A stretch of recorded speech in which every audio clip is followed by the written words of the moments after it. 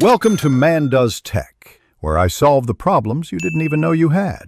You start by confirming your operating system, so you pick the correct Python installer, download and run the official 3.x package, and make sure to add Python to path during setup. Once installed, open a terminal and run Python version to verify. Next, install or confirm pip and create a virtual environment with Python mvenv, because isolating dependencies prevents conflicts. After that, activate the env so you can install packages safely and begin coding. You now set up your development environment, install VS Code or PyCharm, and add the Python extension so you get IntelliSense and debugging support.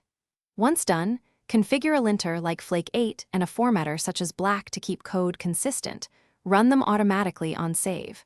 Make sure to install your project dependencies into the activated virtual environment using pip install R requirements.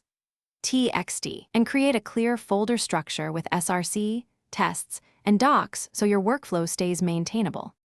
You finish by running your code. Use Python script, Py for quick checks, or run configurations in your IDE for debugging sessions. Once done, write automated tests with PyTest and run them to validate behavior. Fixing a failing test often reveals a logic or dependency issue. If something goes wrong, first confirm the virtual environment is activated and Python points to the intended interpreter, then check pip freeze for mismatched versions. If necessary, recreate the venv and reinstall dependencies to resolve conflicts. Thanks for watching. If you found this helpful, don't forget to like and subscribe.